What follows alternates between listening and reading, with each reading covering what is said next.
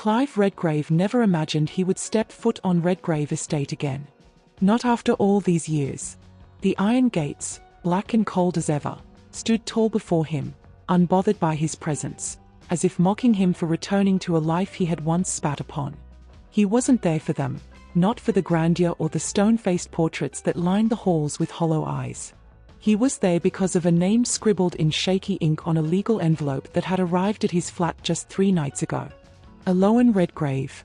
His sister. Dead. Clive had never felt hatred for his sister, not even when she stayed behind, obeying their parents, marrying a man she despised. He had only felt pity. A burning, helpless pity that had stayed lodged in his throat for 23 years. He had left to protect his dignity. She had stayed to protect, what? The family name? Their mother's pride? Or was it simply fear? But in the end, both siblings had lost. Eloan had died alone, a shell of the fiery girl who once dreamed of painting the world. And Clive, he had grown old carrying the weight of abandoning her. Now, standing at the gates, a cruel twist of fate had brought him back. Not as a Redgrave heir, not as a family member, but as the guardian of Eloan's daughter, a girl who probably hated his name more than the others. Merrin Penrose, Clive whispered, tasting the unfamiliar name. His niece. A girl he had never met, yet now was bound to protect. His sister's dying wish. The family hadn't invited him in. The lawyer had. And the only reason the Redgraves hadn't barred him from the estate was because Eloan's will had caught them off guard. She had left legal guardianship of Merrin to him. Not to her ex-husband who had vanished, not to the family's trusted advisors, but to Clive, the disgrace, the outcast. It was a slap the Redgraves had not expected. After all, he was never really a part of the family, an adopted child that insisted on choosing his own part. So, he became the outcast. As he crossed the gravel driveway, the mansion loomed larger, like a monster that had swallowed his youth and was now eyeing him for seconds. The butler, an unfamiliar young man with a forced politeness, led him to the drawing room. Merrin was already there. 17, and already wearing a look that Clive knew all too well. The look of someone who had learned not to trust. Her dark hair was pulled back into a harsh ponytail, her arms crossed tight across her chest as if to keep her heart from falling out. She didn't stand when Clive entered. Her eyes flickered over him, unimpressed. "So, you the great Clive Redgrave," she said flatly. "The prodigal uncle." Clive had prepared himself for anger, for coldness, but not for how much she looked like Eloan. It struck him harder than any insult. "I was her brother," Clive replied, settling into the chair opposite her. "And I'm here because she asked me to be." Merrin scoffed. "Convenient. She dies, and suddenly, you here to play guardian." "I didn't come for the estate. Or the trust. Only for you." She leaned back, a bitter smile curving her lips. "That's funny, considering you didn't come for her." Clive's jaw tightened. He deserved that. Every word. "Your mother made choices.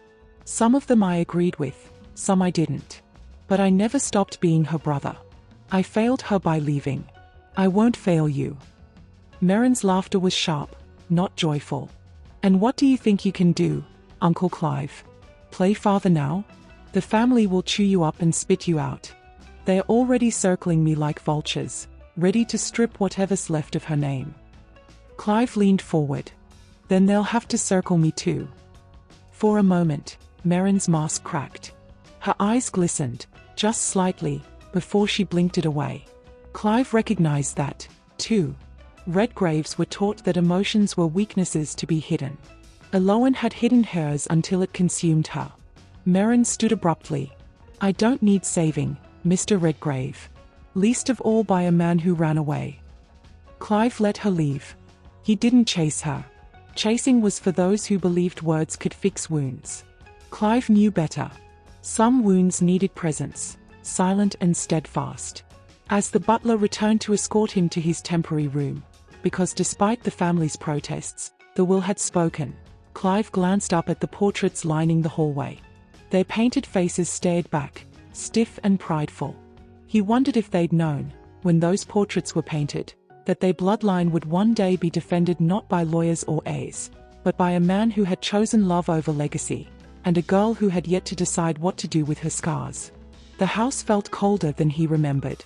But Clive Redgrave wasn't there to feel comfortable. He was there for Merrin. And this time, he wasn't leaving. The next morning, Merrin wasn't at breakfast. Clive wasn't surprised. Redgraves didn't like confrontations when they couldn't win. But Merrin wasn't hiding out of fear. She was testing him, waiting to see how far he'd go before giving up. He wouldn't. Clive spent the morning walking through the estate gardens, though they didn't feel like gardens anymore. The flowers were trimmed into stiff, unnatural shapes, nothing like the wildflower meadow Aloan used to dream of planting. Every corner of this house was a stage now, a set piece in a play the family still clung to, even after its leading lady had taken her final bow. A small voice interrupted his thoughts. "You not like them?" He turned. Merrin stood by the stone bench, arms crossed, but her tone wasn't as sharp as before. There was a flicker of curiosity. "I've been told that," Clive said, offering a small smile. She walked towards him, cautious, like approaching a stray dog. "You left all this behind for a woman?" "My mother told me." Clive's chest tightened. Her name was Clara. She was a housekeeper's daughter. The family told me loving her was a mistake. I thought if I left, they'd stop controlling my life. I never thought they'd tighten the grip on your mother instead. Merrin sat on the bench, eyes scanning the stone path. She was miserable, you know. My father married her for the inheritance. He left the moment she broke, but the family still treated her like she failed them. I know. Clive's voice dropped. I should have stayed. Maybe if I had. She wouldn't have been happy either way. Merrin's lips pressed into a line. But at least she wouldn't have been alone. The silence between them wasn't awkward. It was heavy, filled with regrets neither of them had the strength to voice. But it was a start. She left me everything, Merrin said. But it's a curse.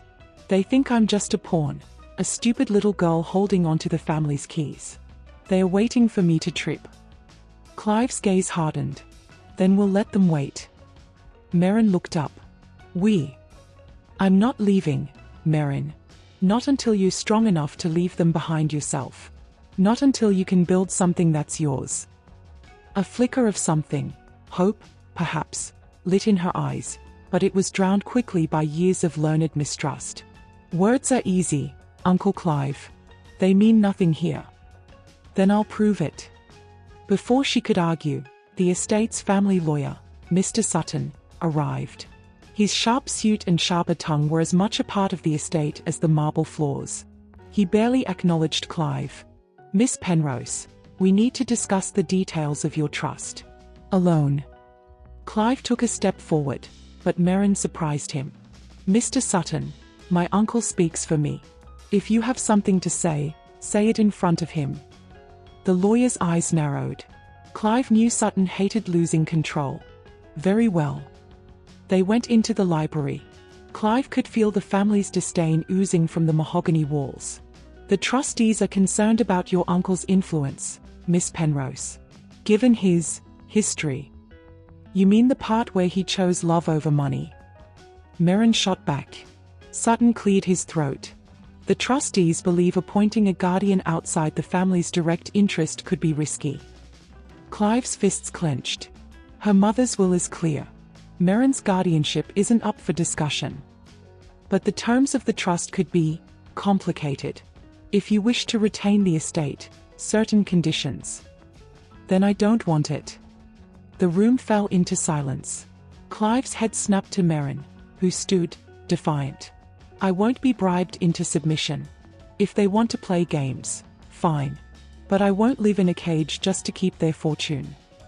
Sutton's face turned to stone. Very well, Miss Penrose. But understand the consequences. I do, she said, without flinching.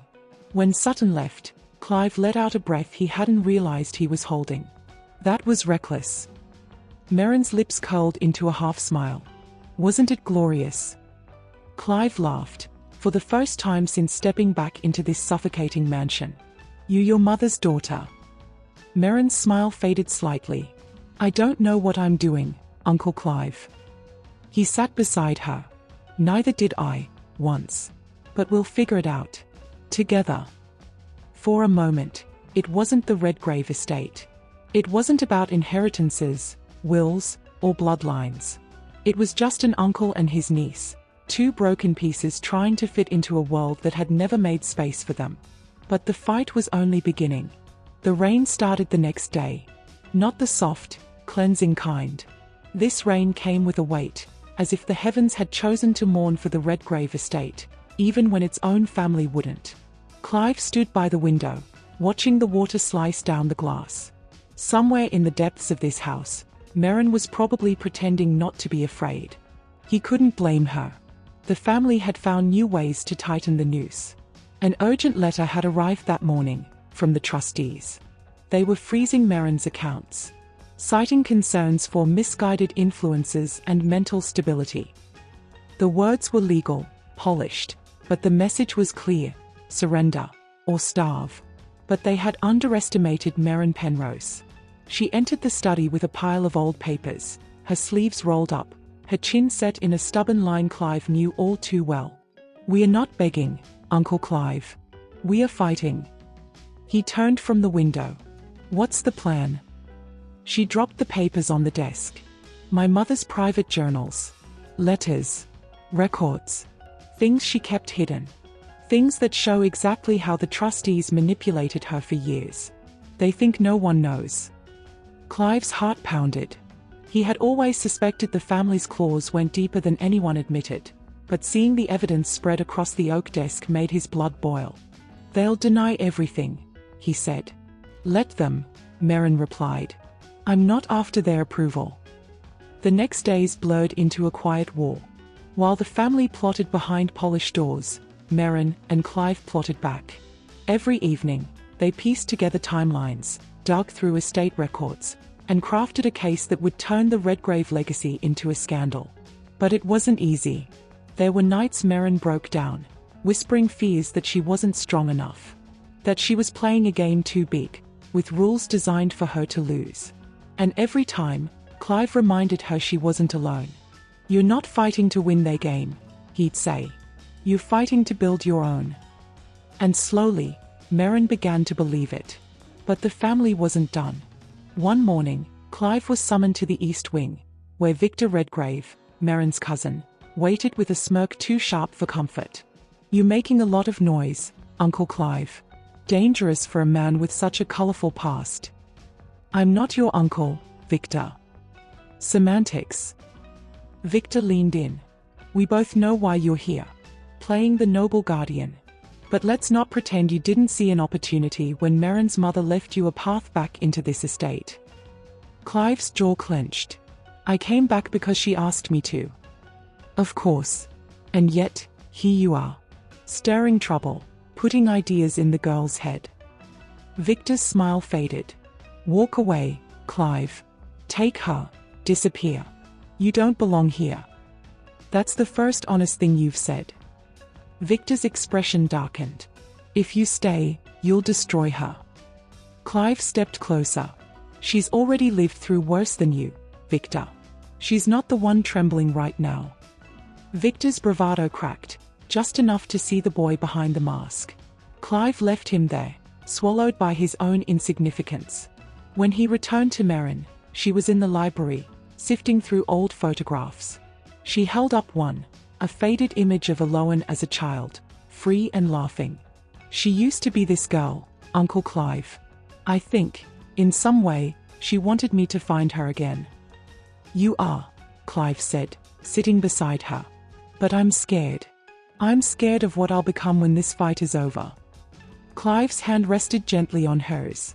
"You'll become yourself. Not a Redgrave. Not a pawn. Just Merrin." That night, they received a letter from the trustees. A formal summons. The final confrontation was set. Merrin would face the family council. Alone, they thought. Vulnerable. They were wrong. Because this time, she wasn't walking into that room as a helpless heiress. She was walking in as a Penrose. The council room was colder than Merrin expected.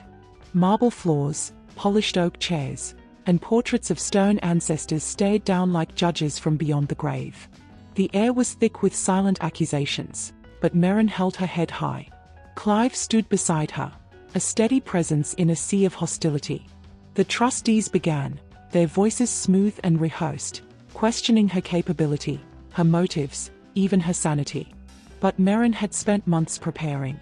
When she spoke, it was with quiet strength that filled the room. She laid out the letters, the journals, the evidence of manipulation and greed. Each piece revealed cracks in the perfect Redgrave facade, exposing long-hidden betrayals and injustices. Whispers floated around, but Merrin pressed on, refusing to falter. Then, the unexpected happened. Victor, who had been watching with a smug expression, suddenly cleared his throat. "I have something to add." All eyes turned to him. Victor took a deep breath. "I was wrong about Clive. About Merrin. This estate, this family, has been poisoned by secrets and lies for too long." He stepped forward and, for the first time, apologized, not just to Merrin or Clive, but to the memory of Aloan, whose pain had been buried under pride and stubbornness. The room shifted. The council, seeing the cracks widen, chose to accept Merrin's guardianship but with conditions. The estate would be managed jointly for a probation period, a compromise to protect the legacy and give Merrin a chance. But Merrin surprised them again. "I accept," she said firmly, "but on my terms. This estate will be a home again, not a prison." Months later, the gardens began to bloom wildly, untamed and free, just as Aloan had dreamed. Merrin worked alongside Clive, rebuilding not just the estate, but the family's broken trust. And in the quiet moments, when the sun set behind the hills of Yorkshire, Merrin understood something profound.